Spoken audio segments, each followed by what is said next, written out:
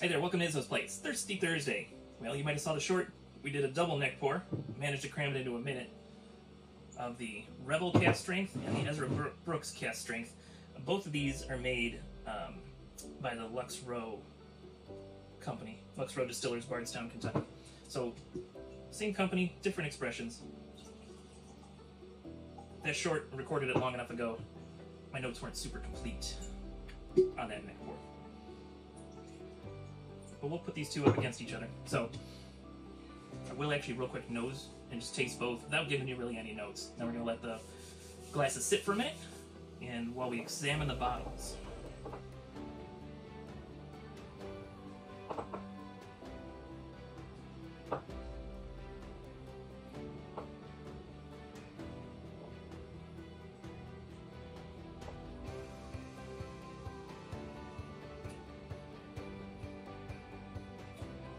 That's pretty proofy. I think I'm in a little hug.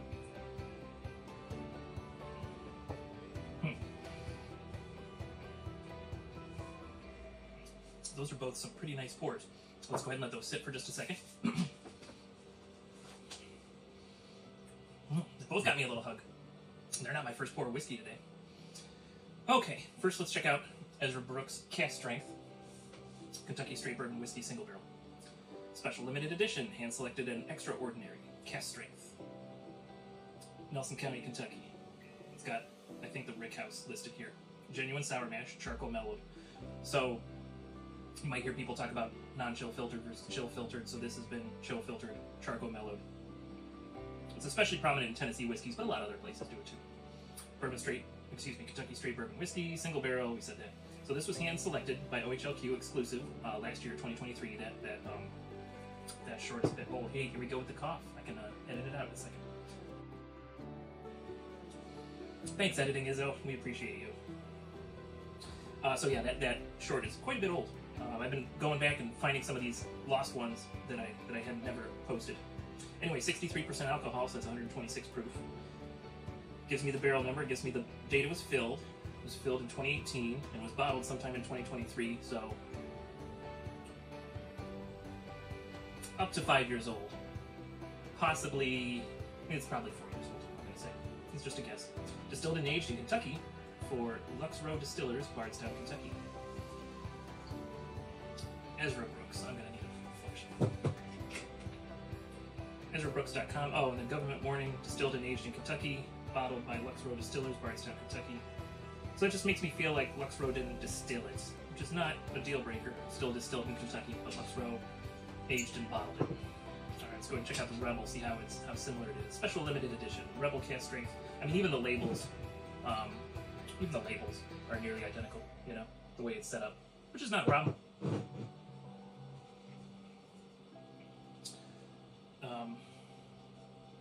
So base, oh yeah, let's see, DSP, Kentucky, 244. So they came from the same county, and I think they came from the same distillery, or else they were aged in the same rick house. Not sure what that means, we'll have to look it up. This also was hand-selected by OHLQ. Gives me a barrel number. It was filled in September of 18, where this one was November of 18. How close are the barrels? About 3,000 off. This one is 62% alcohol by volume, 124 proof in other words. Distilled and aged in Kentucky for Lux Row Distillers, Bardstown, Kentucky. Once again, on the back, rebelbourbon.com, government warning, distilled and aged in Kentucky, bottled for Lux Row Distillers, Bardstown, Kentucky. Lux Row Distillers. So I'll have to do a little bit of research to find out what that is. Anyway, so kind of doing a head-to-head. So let's go ahead and roll these glasses. I did get a blast of cinnamon out of one of them. That was kind of nice. In the short, it seemed like one of them was a little spicier, one was a little sweeter. I do actually have some notes written down on the bottle too.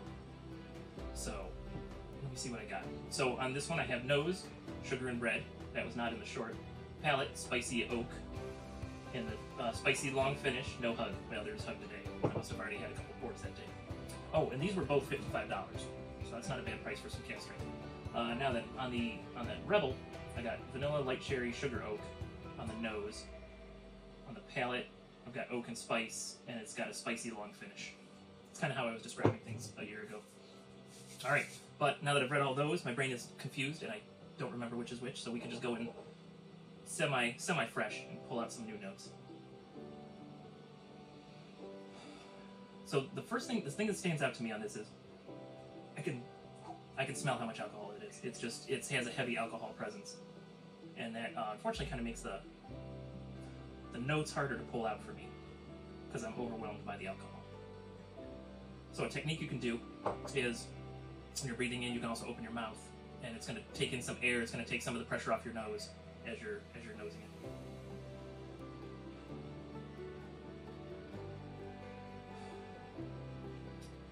Setting that one aside just because I don't want to cross-pollinate the noses. So I think this is more on the spicy side, this one. I am getting just a hint of that cinnamon that I thought I got a blast of earlier. Cinnamon, a little bit of oak.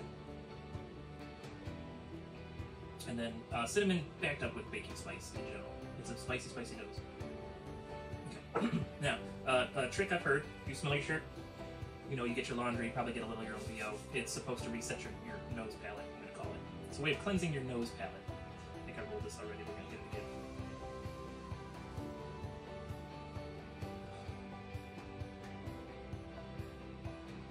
It's a little softer than the first one. It's not quite as spicy, but it's very similar. Give me a second. There's like a hint of a sour note in there. Sour, funky note, but not in a bad way, not like a BO or stinky feet.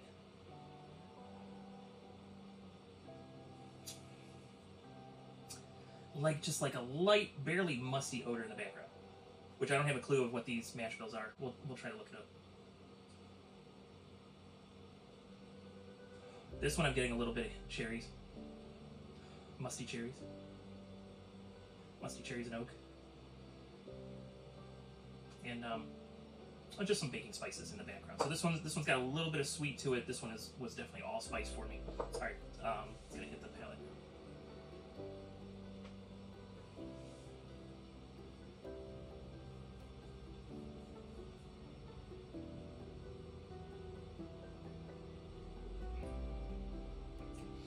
There's a hint of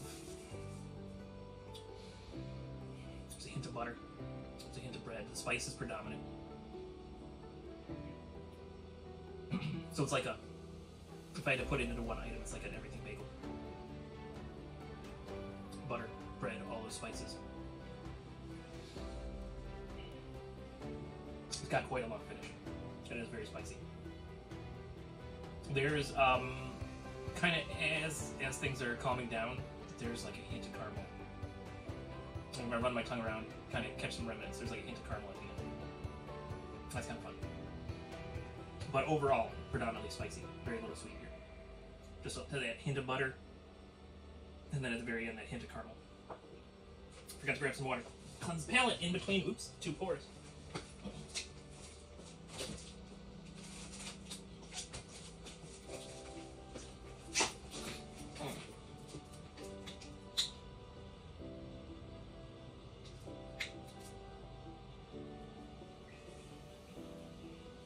Okay, back to the Rebel.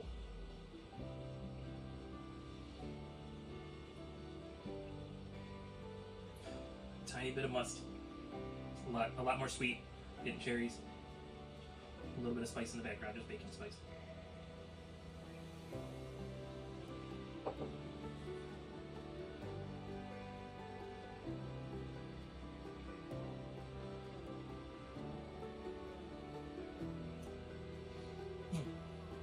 Interesting. More, so I was getting a little hint of butter here. I got a lot of butter here. And a lot of butter, very light caramel, but black pepper spice on the back, on the finish. This one is probably easier to drink. Goes down a little smoother. And that weird musty note that I got, it's kind of there in the palate too. So it's like, your butter is like on the edge. You're like, ooh, it's expired, but it looks good. I'm gonna eat it.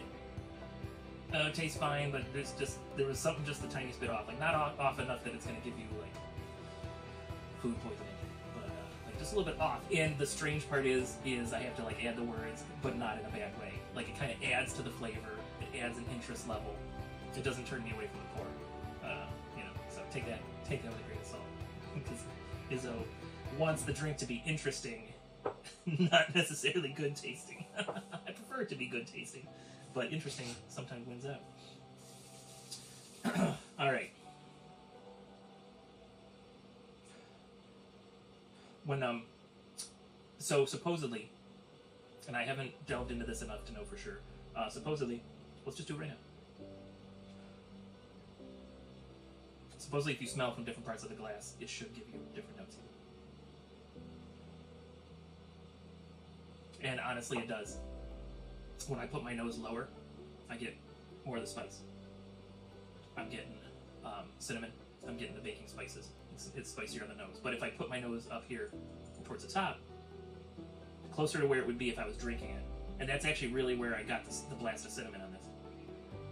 It's a little sweeter. I get a cherry, I get a cinnamon.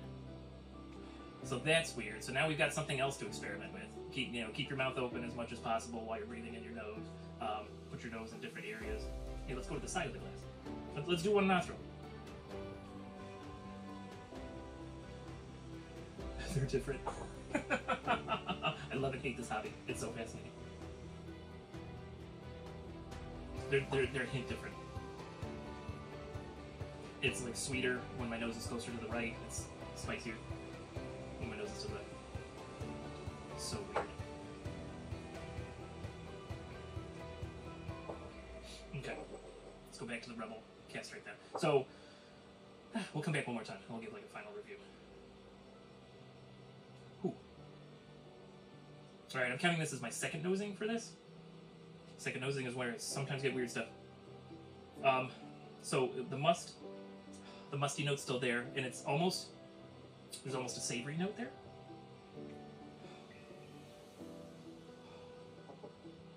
It's like a hint of soy sauce. All right, so it's musty and soy, where it was sweet initially. So this Rebel is rebelling.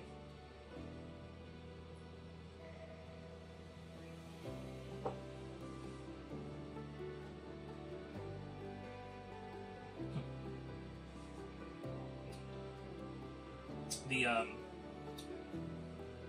soy sauce doesn't come to the palate. The musty note is kind of still there hanging around.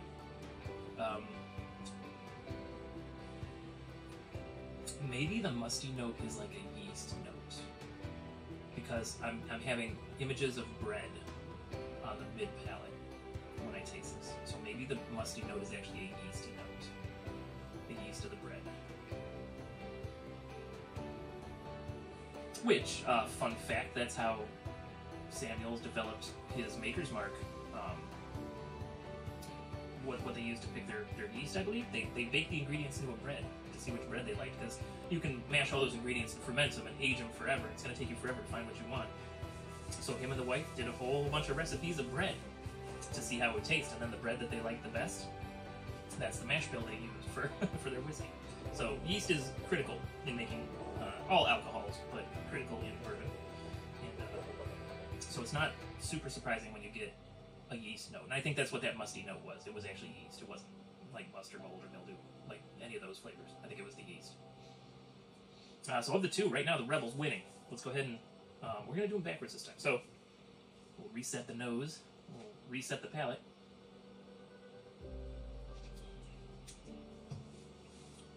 As best we can. Alright, Rebel Cask Strength.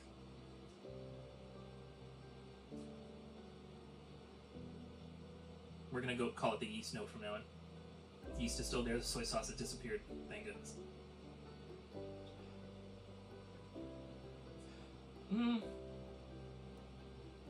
It's not soy sauce, but there is still a savory note that I can't place. It might be just like a bread, like a sourdough bread, like something with a little more oomph to it than just a normal bread. I think that might be it.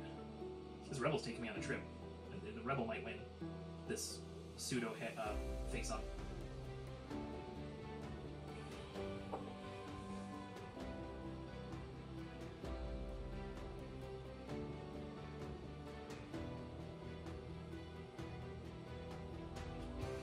Yeah, for sure. That Rebel's really good. I'm glad I came back to it. It's been a while since I came back to it. Like, I drank enough off of it that I felt air had gotten to it, and it's been quite a while. But I'm really glad I came back to it. I'm liking this Rebel. So the nose, it's giving me yeast to bread note. The palate is buttery, and then sweet, and then spicy. And nothing specific for the sweet. I'm gonna just say like a generic vanilla. No. I did have a flash of caramel in there. So like a light vanilla, little light caramel in there. So mostly buttery, caramel vanilla. Then it just is spicy for the finish. Decently long finish. So far, like it. Alright. And then do the same thing.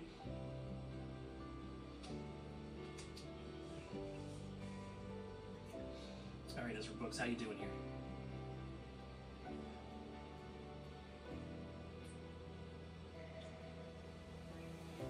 Okay, cinnamon and cherry. So the sweet kind of is fighting back a little bit.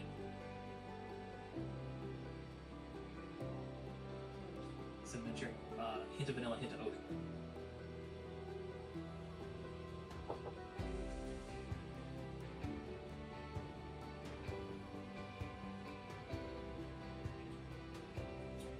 And then the palate, though. Hint of butter, and then it's all spice. I can pick out some cinnamon, I can pick out some black pepper, I can pick out maybe some nutmeg, but other than that, it's just spicy in general. Spicy in a baking spice kind of way, not in a jalapeno kind of way. Well, it was a pleasant surprise coming back to both of these bottles. I don't know if I was super impressed on the neck pour, but I'm really impressed with these two expressions. So, Ezra Brooks Cask Strength, $55. I think it's a good buy. And it's more on the spicy side. So if you like your stuff, a little bit of bite, a little bit of spice. That's it. Now this Rebel Cask Strength was a little more interesting to me. It had some savory notes, it had some bread notes, it had, but then it did have a buttery sweet aspect to it. So both of those are very good. If I ever replace one of these two, probably the Rebel. I'll probably buy another Rebel when this one gets lower. I see them from time to time. Well, and the other thing is these are single barrels, so they suffer from single barrel syndrome, in which the next one I buy will be from a different barrel. Who knows if I'll like it or not. But both of these, I think, were worth the $55 price. Glad I purchased them, and glad I was able to review them for you. Please let me know what you think in the comments, and especially if you've had one of these two bottles. But in the meantime, if you're working, work safely. If you're drinking, please drink responsibly. But do everything with a little bit of whimsy, and you're going to have a good time. And I will see you next time you're hanging out at Izzo's place.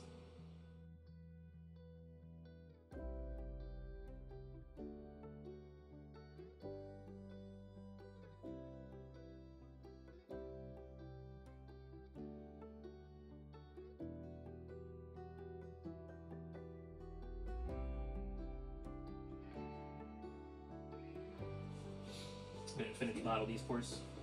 Oh man, that thing's getting full.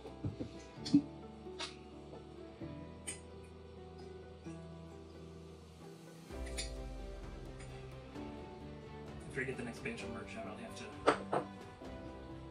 to send some infinity samples out.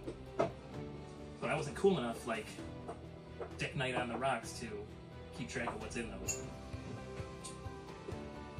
So I can't tell you exactly what's in everything. Well, but what I could do, I could taste them and see how they're tasting and let you know if they're predominantly sweet, if they're predominantly spicy, whatever they are. Alright.